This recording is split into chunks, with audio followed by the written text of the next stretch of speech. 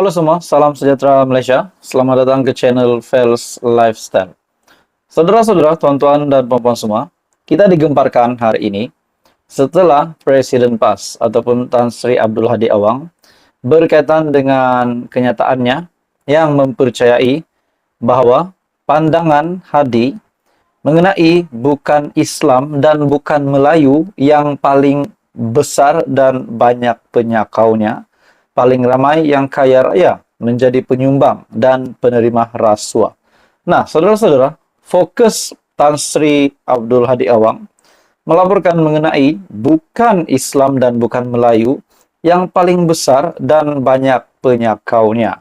Pada akhirnya, Lim Guan Eng, pengurus CDAP sebelum ini ada membuat kenyataan, menggesa supaya orang ramai membuat laporan polis terhadap Hadi Awang berkaitan dengan kenyataan tersebut. Nah, saudara-saudara, akhirnya hari ini pula di dalam anggota PN sendiri, di dalam parti anggota di dalam kepimpinan Perikatan Nasional sendiri, yaitu Presiden Gerakan, akhirnya buat satu kejutan dengan mendedahkan Presiden Gerakan membidas Hadi Awang. Latar belakang kaum individu bukanlah faktor penyumbang kepada rasuah, kata Presiden Gerakan Dominic Lau. Jadi adakah kita lihat di sini ada ketidakfahaman di antara parti ataupun anggota komponen di dalam Perikatan Nasional, di antara Gerakan dan juga PAS. Seperti mana sebelum ini juga PN, beberapa pemimpin PN juga ada membatu apikan di dalam parti PHBN antara UMNO dan DAP.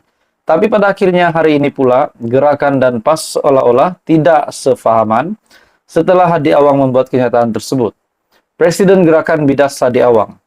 Dia mengingatkan Presiden PAS Abdul Hadi Awang, rakan sekutu Gerakan dalam Perikatan Nasional, bahwa semua individu mempunyai potensi untuk maju berdasarkan usaha mereka sendiri.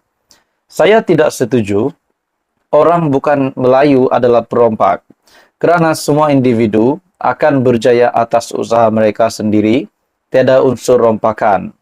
Dia menjawab pandangan Hadi yang dilaporkan mengenai bukan Islam dan bukan Melayu yang paling besar dan banyak penyakaunya, paling ramai yang kaya raya, menjadi penyumbang dan penerima rasuah.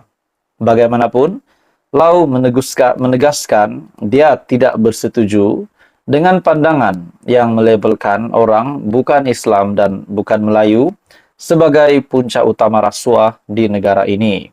Ini kerana sejarah telah menunjukkan bahawa kaum bukan faktor penentu kepada rasuah.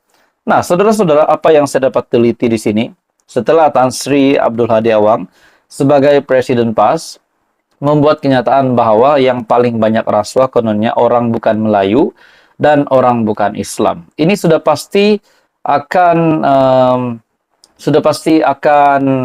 bagi saya membuat pemimpin-pemimpin bukan Melayu dan bukan Islam di dalam kerajaan dan juga maupun pembangkang, sudah pasti mereka akan merasakan sesuatu yang tidak sepatutnya, merasakan sakit hati, disebabkan kenyataan Hadi Awang ini seolah-olah memerli pemimpin bukan Islam dan bukan Melayu, di mana kenyataannya adalah rasuah itu banyak dilakukan oleh pemimpin bukan Islam dan bukan Melayu.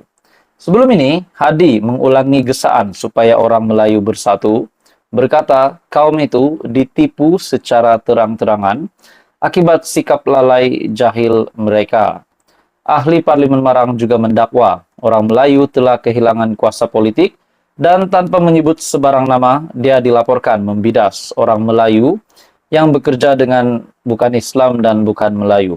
Namun kalau kita lihat kepimpinan kerajaan hari ini, saya boleh katakan majority adalah pemimpin-pemimpin orang Melayu. Nah, saudara-saudara, jadi apakah maksud Hadi Awang sebenarnya? Teruskan bersama di dalam channel ini. Jangan lupa bantu channel ini dengan bantu channel ini tekan butang like, share video ini, dan subscribe. Halo semua, salam sejahtera Malaysia. Saudara-saudara, tuan-tuan dan puan semua, selamat datang ke channel Fels Lifestyle. Hari ini ramai yang bertanya persoalan setelah mungkin ada beberapa rakyat yang tahu bahwa Azam Baki sebagai Ketua Pesuruhjaya SPRM, adakah beliau akan melanjutkan jawatannya sebagai Ketua Pesuruhjaya SPRM? Disebabkan ada kabar angin bahwa beliau akan mengakhiri tugasnya itu yaitu bersara wajib pada 12 Mei ini. Namun hari ini satu keputusan yang pasti menggemparkan ramai, di mana di dalam sebuah artikel mengesahkan Azam Baki sebagai Ketua Pesuruhjaya SPRM. Sebagaimana dilaporkan dalam media, Azam Baki disambung khidmatnya setahun lagi untuk mengetuai agensi pencegahan rasuah itu. Beliau yang sepatutnya bersara wajib pada 12 Mei, kerana mencapai usia 60 tahun, disambung setahun lagi khidmatnya bermula tarikh yang sama. Ketua Setiausaha Negara Muhammad Zuki Ali dalam satu kenyataan berkata, yang di Pertuan Agong telah memperkenankan pelanjutan tempo perkhidmatan Azam itu. Ini berarti perkenan Agong itu diberikan setelah lanjutan khidmatnya dicadangkan oleh kerajaan atau secara spesifiknya oleh Perdana Menteri Anwar Ibrahim selaku Ketua Kerajaan. Di bawah satu artikel yang panas ini, berbanding Azam Baki, Anwar lebih patut dikalungkan ucapan tahniah. Dalam pada itu, sementara pada penyokong PH rata-ratanya terdiam dan ada sebahagian pula geleng kepala dengan perlanjutan khidmat Azam itu, kerana beliau merupakan antara subjek kecaman gabungan itu sebelum PRU 15 lalu. PN dan PAS pula antara yang paling awal memberikan ucapan tahniah. Ialah mana PN tidak gembira dan mengucapkan tahniah, kerana selepas Peguam Negara Idrus Harun yang merupakan lantikan PM8 Mahyadin, sebelum ini juga disambung khidmatnya selama 6 bulan lagi. Kini giliran Azam pula menerima, diberikan kabar gembira. Setiausaha Agung PAS, Taqiyuddin Hasan berkata, dengan pelanjutan khidmat itu, bererti isu saham dan dakwaan mengumpul kekayaan yang dikaitkan dengan Azam sebelum ini ternyata tidak berasas. Malah kami sentiasa yakin dengan penafian Azam berhubung pelbagai dakwaan yang dikaitkan dengannya, tambah Taqiyuddin lagi. Sebuah NGO pro-UMNO tetapi kini juga pro-kerajaan, yaitu Majlis Perundingan Melayu, melalui juru cakapnya Syahbudin Embun, turut mengucapkan tahniah kepada Azam.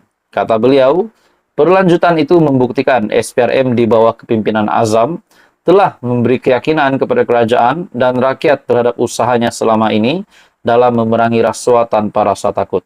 Nah, saudara-saudara, persoalannya, adakah ada di antara pemimpin yang sudah menerima pertuduhan hari ini mungkin menerima kejutan setelah Ketua Pesuruhjaya SPRM yang diteruskan khidmatnya setahun lagi? Adalah dijangka selepas ini lebih banyak ucapan tahniah diterima Azam berikutan perlanjutan khidmatnya.